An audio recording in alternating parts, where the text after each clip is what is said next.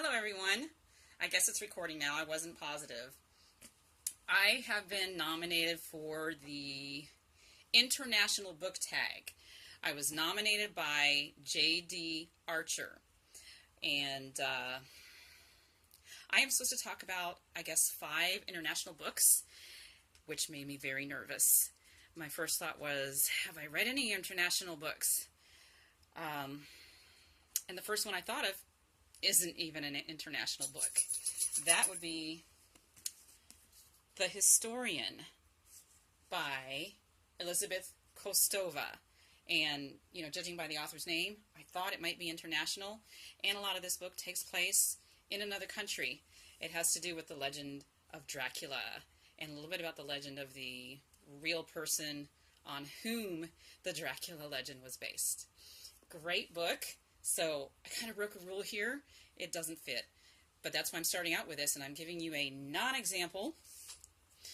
I loved it. However, it does kind of go back and forth. It can be a little confusing. I'm going to see if this shows up. It is on my Kindle. This one actually would be considered an international book. It is The Little Prince. When I recently downloaded it, I found out that to get the version that is in English and in Italian, it was less expensive. And I would love to learn Italian, although I am still way behind. I read this book, and of course I read the English, and then I would look at the Italian, try to figure out the words, and that was kind of fun. I probably didn't devote as much time to it as I could, but it was interesting. Here's an example, if it shows up all right. We have a column that is written in English and a column that is written in Italian. It took me a little while to remember this when I realized, yes, I have read an international book. And then as far as my other books, I actually had to search my bookshelves back to when I used to collect books and I would read books that were not digital. That was a little while before I got my Kindle. So we've got one here, The Little Prince. My next one will be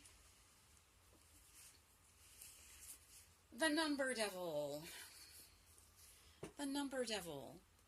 This book is by Hans Magnus Enzensberger. And what I have found out is that he is an author from Germany. And this book originally was written in German. They had to have it translated. The reason I bought this book was because I was trying to help my son with math. I bought it approximately 10 years ago, maybe even more. And in this book, a boy falls asleep and has a dream, and there is a devilish character that appears in the dream and takes him on these adventures that are kind of based on math and rooted in math, if that makes sense. And so I read this book myself, and I shared some of it with my son, which he found pretty interesting. One thing I do remember from this book that I will not forget is that it discusses the Fibonacci sequence, which is fascinating. I myself was an English major in college, so I always, in high school, would tell myself, I can't do math. I'm not smart in math, which is a big mistake. Never limit yourself like that. I got through math in college just fine because I really applied myself. However, I will say that my strength, yes, is English and language and literature. But this book was definitely interesting, and I do think younger readers would kind of like it too. My next one is by Margaret Atwood. It's Cat's Eye. And my sister-in-law gave me this one, I think, for one of my birthdays. It was years ago, of course, before I was reading on Kindle. And in doing my research, just so I could do this international book tag, I discovered that she is from Canada. So she's a Canadian author. And this book is about a friendship, and the woman is remembering her past a lot. about this friendship and the benefits and the drawbacks of her friendship with this person from her childhood, and it also discusses a lot of things she learned from it. So it was very meaningful. I enjoyed it a lot. My third book I'll discuss is The Alchemist. Beautiful cover, isn't it? The Alchemist is by Paul Coelho. I am not positive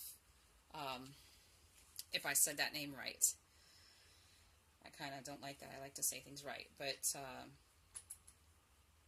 and he is international. I am trying to remember where he's from. Okay, well, according to the book cover, he lives in Rio de Janeiro. And I had checked that when I researched to see if this would be a fitting book. I just briefly forgot in this moment. I guess I'm getting stage fright, huh? Video fright. So, it has been over 10 years since I read this book, but it was a very meaningful book. I know that he goes on a journey, and it turns out to be a spiritual journey. Part of it occurs in the Egyptian desert. So, he actually goes to exotic places on his journey, and he comes to a spiritual awakening.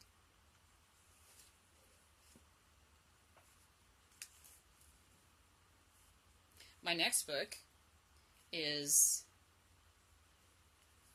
Strongbow, which is by Morgan Llewellyn, and she is from Ireland.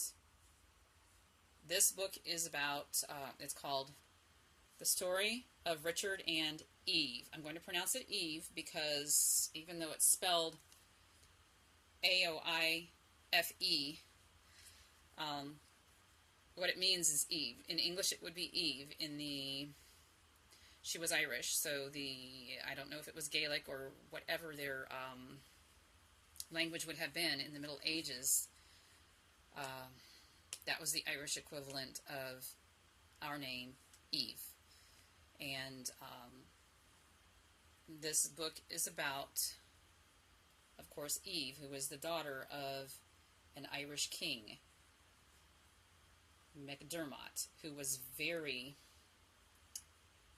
controversial. Why was I interested in reading about them? I was into genealogy about 2 years ago, and I researched FamilySearch.org. In my research, I found a link that linked me to MacDermot, and it was in the year 1000 or the year 1100. However, that link cannot be verified. My aunt, who did a lot of our research on Family Search, is the person I always go to with these questions, and she has told me she was only able to verify way back to the Middle Ages to our Welsh ancestors, and the Welsh ancestors were eventually married into English ancestors. So the story goes that Eve married this knight who is Strongbow, and he was English. So is there a possible ancestral link? Yes. Is it definitely true? I cannot confirm. But that is what interested me in this book.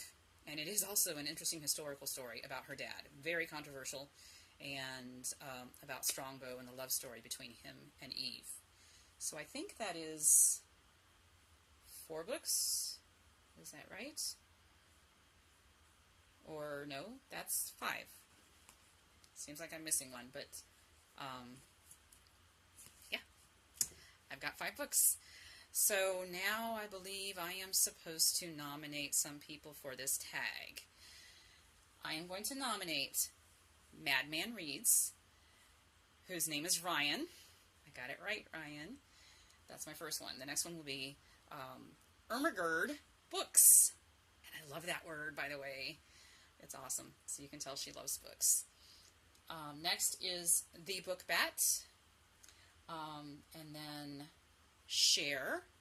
I think it's Cher Marie. I will be tagging you, Cher, and when I do that, I will be totally positive about your name. She speaks Spanish and does her YouTube videos in Spanish, but when I asked her if she could translate them, or how do you translate them on YouTube, she helped me discover how to do that. And she did also say that she wants to do some videos in English. So it's a nice little friendship we've got started. And then I would also like to tag the YouTube user who is a booktuber, whose name is Love Me Some Sarcasm. I love that name. It seems my lighting is being affected. It's probably because of what's going on outdoors. It seems like it's getting cloudy now. And hey, I live in Florida. Thunderstorms pop up. You never know why. And you have to excuse me because Doggy needs to make an appearance. Come on, sweetie. Oh. Okay. If you follow me on Twitter or on Facebook, you know I'm all about books and dogs. And half of my pictures are me and my dog. So I figured he should make another cameo appearance and say hello. Are you going to say hello? Okay. He's not going to say hello. So anyway, that was my international book tag, and I'm feeling so pumped because when he first nominated me, I didn't think I could do it. And turns out I've done it. So you all have a great day, and happy reading to you.